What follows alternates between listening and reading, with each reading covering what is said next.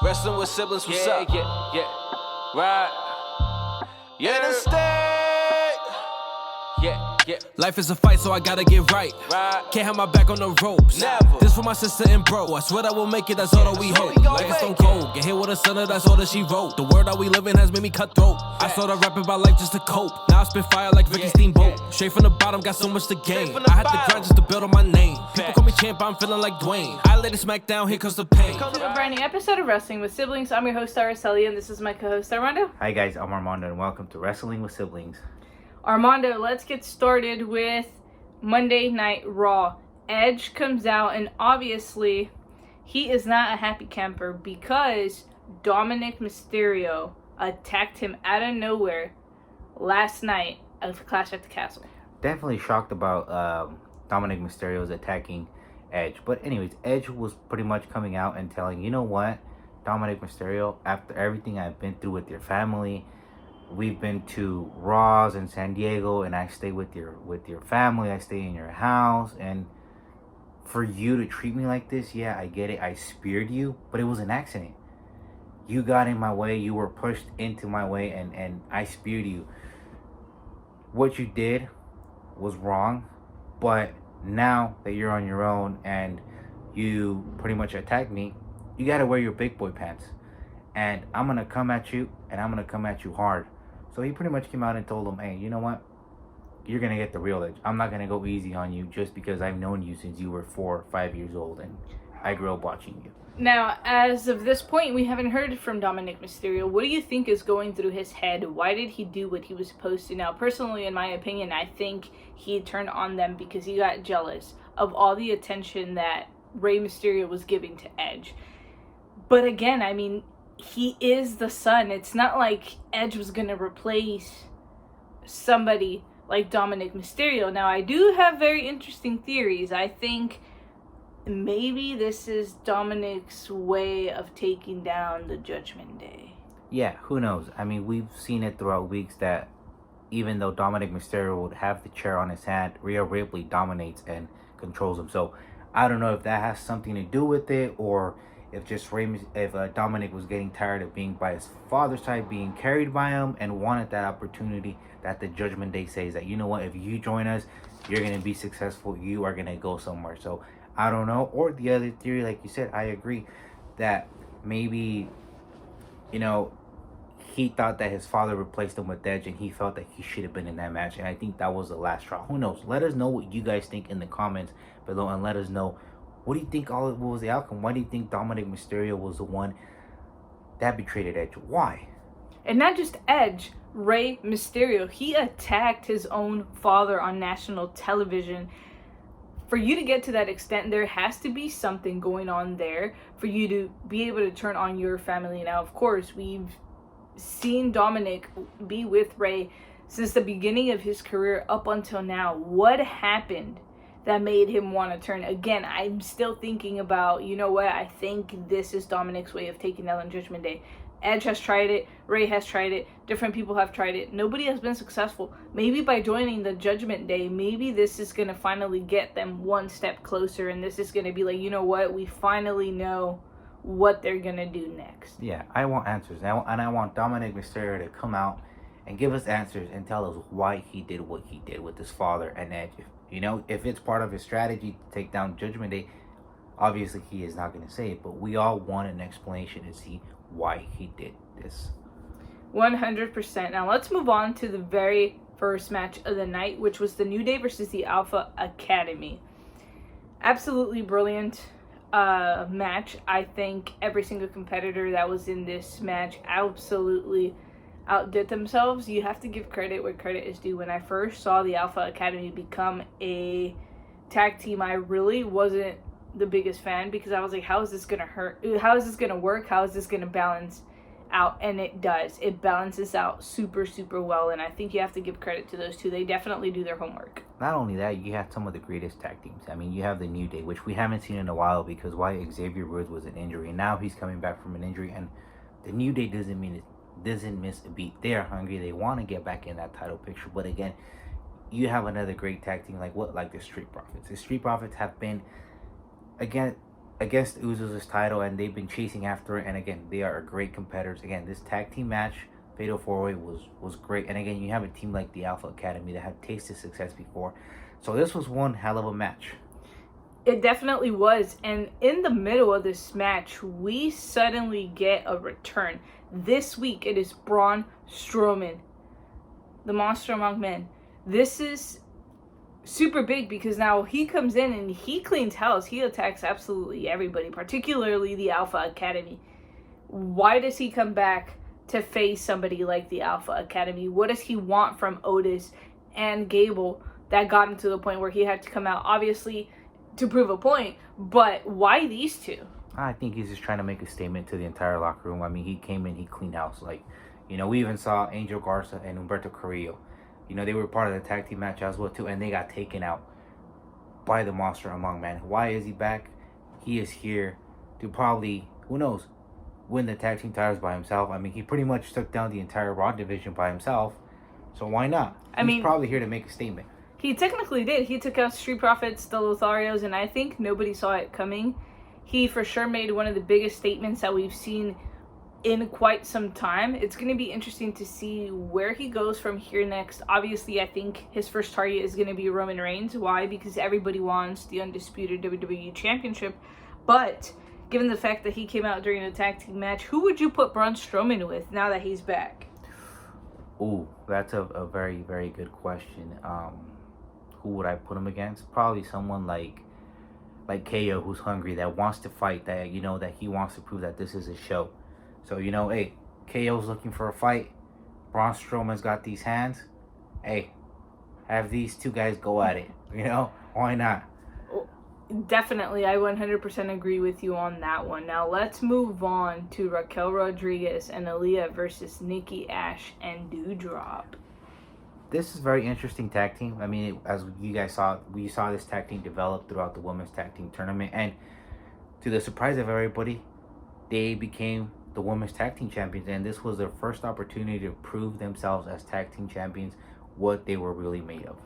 I think they worked smarter than any other tag team that was actually there, because if you look, everybody else had already been a tag team. They have some sort of experience with each other at this point. This team was completely fresh right off the bat, and they outsmarted everybody else. Why? They did their homework. They knew exactly who their competitors were and exactly what they were going to be doing. And that's how they became the tag team champions. Now, again, Damage Control is not very happy about this, and obviously they want their rematch because they feel like it was stolen from them. I get it. I understand why, Dakota Kai wasn't the legal woman and she got pinned. So that's still a misunderstanding that hasn't been cleared up yet. So did they really win the tag team championship? So win is a win. They got a pin, but it wasn't with the legal women. Yeah, and I think the difference maker between Aaliyah and Raquel is going to be Raquel Rodriguez. I think she is the game changer in this specific tag team. It was a great choice by Aaliyah to pick Raquel. Why? Because she is the powerful woman. She is the one that could get business done. And with the athleticism of Aaliyah and her being smart and being able to take aware of that situation, what we saw last week where they won the championship, take advantage of the distraction, it's a perfect tag team. Like you said, the advantage is that they're new. That not all the teams have studied them, and they proved it today against Doudrop and Nikki Cross as well too. Again, Raquel Gonzalez was the difference. Just that power just makes the difference throughout the match. We saw it. Doudrop and Nikki Cross didn't want Raquel Gonzalez to go in, and as soon as she went in, what happened? That was ball game right there. 100%. I think she for sure is the difference maker, and I think if there's a team you have to watch out for, it definitely is your women's tag team champions. And you never know what stops they're willing to go to and what they're going to bring to the division because they're such a fresh team. And not only that, they have the momentum. They have the confidence. I mean, they already beat Damage Control. They already beat Doudrop and Nikki Cross. So they're on a roll. They're learning how to survive. They're going to do whatever it takes to retain. And if that is learning to survive, maybe a couple dirty tactics here and there, then hey, go for it. That's what it takes to be champion. Then you have to do whatever it takes. And I think that's what this team is going to be capable of doing. Yep. And with the expertise of Raquel Gonzalez, we're definitely going to see them go far. I mean, I think Damage Control would definitely be the team that takes them down. I just don't think it'll be right now, because I think right now they're at an all-time high, and nobody really knows what to expect from this team going forward. All right, let's move on to Austin Theory. He was this close at Clash of the Castle of cashing in the Money in the Bank and potentially becoming the new WWE Undisputed Universal Champion. If it wasn't for Tyson Fury, I strongly believe we would have had a new WWE Universal Champion in Austin Theory, because he was just waiting for that perfect opportunity. But what happened? Tyson Fury came, punched him in the chin, and knocked him out. Again, Theory has been unsuccessfully so far. So we'll see how it all plays out for Theory. Yes, he's been unsuccessful every attempt he's had so far. I think this was the perfect scenario for him to win it. But again, why is Tyson Fury getting himself involved with the youngest Money in the Bank? He had no business being out there, for one. And two, he had no business getting into Austin Theory's business. And I think you're right. I think we would have been having a new Undisputed Champion if it wasn't for Tyson Fury now. Who knows? Maybe Tyson Fury is not an Austin Theory fan. Maybe he wanted Drew McIntyre to win. Who knows? You know, because it was in England, their home country, and he's like, you know what? This is probably going to be Drew McIntyre's moment. So if I could do anything in my power to stop it, then he was going to do it. And sure enough, that's what he did. And then we have Kevin Owens, who basically comes out and he's like, you're so arrogant. You failed to not the cash in, but you failed to pretty much successfully cash in. And this is not the first time that this happens to poor Austin Theory. The guy cannot catch a break, and he is finding ways to get under the skin of Austin Theory. Yeah, and what does this lead to? It leads to Kevin Owens challenge him to a fight and be like, you know what? I'm going to challenge you to a fight. Let's throw hands and let's go at it. And sure enough, that's what they end up doing it. So Kevin Owens versus Austin Theory. Yes, and right off the bat, Kevin Owens goes on the attack to Austin Theory. He's not giving them the opportunity to capitalize, and he's trying to prove to him why he's Owens fight and why he's there. And of course, we've seen a different Kevin Owens ever since the last 2 or 3 weeks. Over the last month, we've seen a different side of him. He's there to fight, and he's obviously hungry. He wants to prove his point, and he is not happy because Austin Theory is Mr. Money in the Bank. He firmly believes that should have been him, and that he should right now be the Undisputed Champion. And not only that, I also agree with you. Kevin Owens, he was there, but he was missing that spark. He was missing that hunger. And it looks like that fire is back in him. And it looks like he's motivated. He's pumped. He wants to get back in that title picture. And it doesn't matter who they throw on him. He is going to fight, and he is going to prove why this is the Kevin Owens show. And sure enough, he did that with Austin Theory. Austin Theory, this match, he's just been on a little slump. That's what I believe. You know, he's just been too focused on the Money in the Bank, where these opportunity to cash, that he's not focusing on his matches 100%. If he was to focus on his matches 100%, I think he would be a lot more victorious. Why? Because he's already got the potential. He's already got the talent. He has been WWE US Champion. You know? So, can he go for it? Yes. I think he just needs to put his mind a little bit more on his matches and kind of focus out of the Money in the Bank. I think Austin Theory is going to be one of the next big thing. He's going to be the next big star. Right now, obviously, like you said, he's on a slump. But the moment he cashes in that Money in the Bank, it's a whole new level and a whole different career for Austin Theory. And I agree. I think right now he's not fully focused on all of his matches. Why? Because he has the #1 ticket to the WWE Undisputed Championship, and that is the Money in the Bank. And quite frankly, that's his biggest advantage over any opponent in the WWE right now. No, have to agree with you 100% on that. All right, Damage Control. Obviously, they come out and they're like, we beat Alexa, Asuka, and Bianca at Clash at the Castle. Obviously, Bayley, super cocky. She got a clean pin against Bianca Belair, which technically automatically makes her the #1 contender for the WWE Women's Championship. Do you possibly see Bayley being the one that takes down Bianca Belair? Why not? I mean, let's think about it. Before her injury, she was supposed to face Bianca Belair for the WWE SmackDown Women's Championship. Then she had the injury, and then it was the story right there. It was over. But can she do it? I think so. I think this is a more dangerous Bayley. Why? Because she's got some serious backup now. She has got two women like Dakota Kai and Io Sky that are gonna 100% focused on her and they want to win gold. So this team will do whatever it takes for Bayley to win or for them to win the tag team titles as well too. 100% agree with you on that one, but you also can't underestimate Bianca Belair. You know her athleticism. She's the Raw Women's Champion for a reason. Now she also has backup of her own. She has Asuka and she has Alexa Bliss by her corner. So the playing field is pretty much even, I think, when it comes down to who's going to be the better competitor at the end of the day. I think Bayley has just figured it out that she has gotten into Bianca's head. Why? The reason is because she is using control. She is using control to them.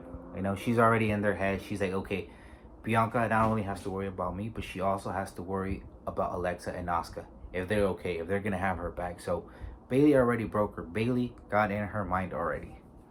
Brilliant strategy, and this is why she was champion for so long before she lost the SmackDown Championship. All right, let's move on to Rey Mysterio versus Damian Priest. Obviously, this comes from Dominic turning on Rey and Edge, and Rey Mysterio, obviously, you can tell during this match that he is not 100% fully focused. He knows the Judgment Day is out there. He knows Dominic Mysterio is out there, and he, quite frankly, doesn't know when they're going to attack, if Dominic is going to attack, what's going to be their next move. And he has no backup. Edge is gone. Edge isn't there to help him out, to support him like he normally had somebody in his corner. I understand why Rey Mysterio wanted to take this match, but it wasn't the best decision that he has made. Why? Because you set the numbers game. It was going to be the Judgment Day versus him, and not only that, Dominic Mysterio. Dominic Mysterio was going to eventually get to him. He was going to break, and what did he do? Sure enough, he broke and he was able to attack his dad and help out the Judgment Day.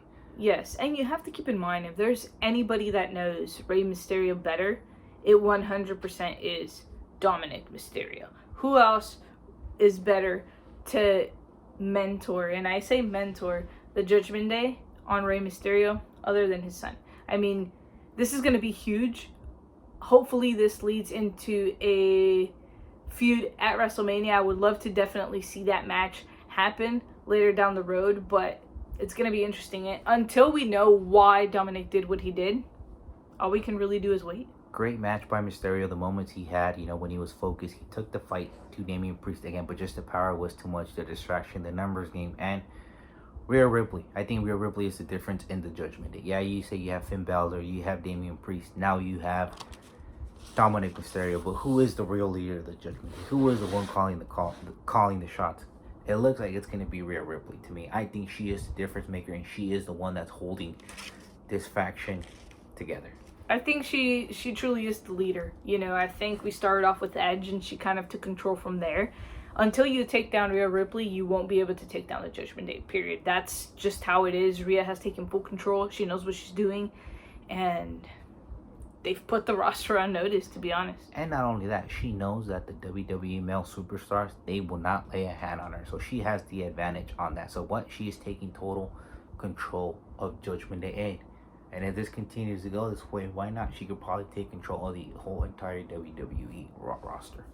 I think she's going to be the one that dethrones Bianca Belair. I think with the backup that she has, I think her moment is going to come up soon. And if I were Bianca Belair, I'd start preparing, and I would get way more backup than Alexa Bliss and Asuka. Not backup, but just the fact that Rhea Ripley could attack out of nowhere. You know, maybe during that Bayley match, or who knows. We'll see what happens. We will see what happens. Let's move on to our main event. We have The Miz, obviously accompanied by Ciampa, versus Bobby Lashley for the United States Championship in a steel cage match right off the bat. And this is why The Miz is the best at what he does. He completely brutalized Bobby Lashley with the help of Ciampa without the match even starting. He completely destroyed Bobby Lashley, gave himself an advantage over the champion. When I looked at this match and I was like, okay, let me think about it. Miz, you're really going to go against the Almighty in a steel cage match? Like, really? That's not the smartest strategy ever in the world. But then again, like you said, Miz is smart and he is always a step ahead. And what does he do? Like you said, he brutally attacked Bobby Lashley right before the match started. And I was like, okay, this is brilliant. This is why The Miz is where he is at. But I think he underestimated Bobby Lashley. Obviously, Lashley is champ for a reason. You know, you don't just get to be champion to be champion. You become champion because you earn it. You have to have that fight in you. And what does he do? He completely turns this entire thing around. He comes in and he starts going after the Miz. And I think the biggest advantage that Lashley had here was that he knew that the Miz was going to get cocky. He knew he was going to get confident. And I think that's what Bobby Lashley used to capitalize. And at the end of the day, we see Miz have his opportunity. He climbs the steel cage. He makes it to the top. He's on his way down. And next thing you know, his biggest nightmare cost him the United States Championship. He sees Dexter Lumis just lying on the ground. And he said, forget the match. He just goes straight back in. And this was where Bobby Lashley was able to retain the championship. I think Bobby Lashley has a lot of thinking to do to Dexter Lumis, because if it wasn't for Dexter Lumis, I strongly believe that The Miz had back the match when he was practically already out of the cage. All he had to do was just jump off and he was going to win. But no, he got scared when he looked down and he saw Dexter Lumis. So we'll see what Dexter Lumis' real intentions are. Why is he targeting The Miz? Who knows? Yeah, what did The Miz ever do to him? And last I checked, The Miz was just having a plain old match and he just came in and kidnapped him. I really don't know, but I'm interested. I am hooked. I want to see what's next going forward with Dexter Lumis and The Miz. And what happens with Ciampa? Ciampa hasn't been able to do absolutely anything to defend The Miz from Dexter Lumis. Let us know in the comments below what you guys think is going to happen next on this storyline. Alright, that's all we have for you guys on this episode of Wrestling with Siblings. Remember to like, comment, share, and subscribe, and become a part of the Siblings today. And for those of you that do not know what WWS stands for, I wonder what does WWS stand for? Wrestling with Siblings. Thank you guys so much, and see you guys next time.